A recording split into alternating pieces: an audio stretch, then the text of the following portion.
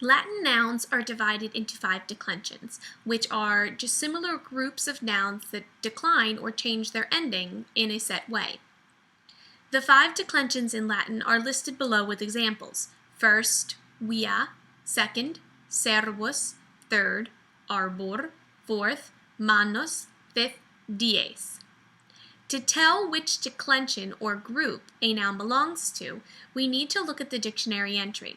And the dictionary entries are always given in the same way.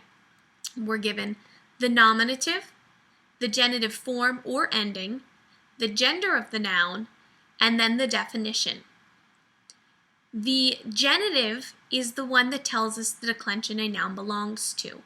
The AE tells us first, the I second, is third, us fourth, and s fifth. We are going to take a look only at the first declension today, that first family of nouns. The first declension is mainly a feminine declension, so the nouns that belong to it are going to be female. And it's often represented by the letter A because their endings, the endings that we're going to use to represent the cases, end primarily with the letter A. So let's take a look at these endings. First declension. We have our 5 cases: nominative, genitive, dative, accusative, and ablative. We're also going to have a form for singular and plural for both. The first declension singular endings are as followed: a, I, a. And then the plural forms: I, arum, is, as, is. So notice, nominative singular would end with a, nominative plural would end with ae. Accusative singular would end with accusative plural would end with as. So we're matching it up on the chart. To decline a noun, we take the stem. Puella would change to puellai, puellai, puellam, puella. Plural, we do the same thing. Puellai, puellarum, puellis, puellas, puellis. Notice how we're given the nominative in the dictionary form, but we change that A to the newer endings to show us the case, how it's going to be used. This form of declining a noun or changing the endings is exactly the same for every case, for every word actually.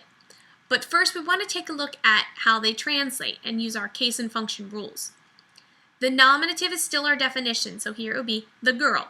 Genitive we know translates as of or apostrophe s, so puellai would be of the girl. Dative is to or for, so puellai, to or for the girl. Puellam is again the definition, but has to be translated after the verb. And the ablative, since we don't have a preposition here, would be by or with the girl. And over here we just have the plural forms. So again, as I mentioned before, the system of declining is going to be the same for every noun in its declension. Here's our puella. But now let's take a look at via, which is road. Notice how the endings are still the same. All I did was change the stem. Now let's look at villa, which is our country house. Endings are still the same, but the stem has changed. There are a couple masculine nouns in the first declension. These nouns are primarily occupations, and notice how it has the same setup though as a regular first declension noun. We've got the nominative, agricola, the genitive, I, but now it's masculine and it means farmer. Pirata, I, masculine, pirate. Poeta, I, masculine, poet.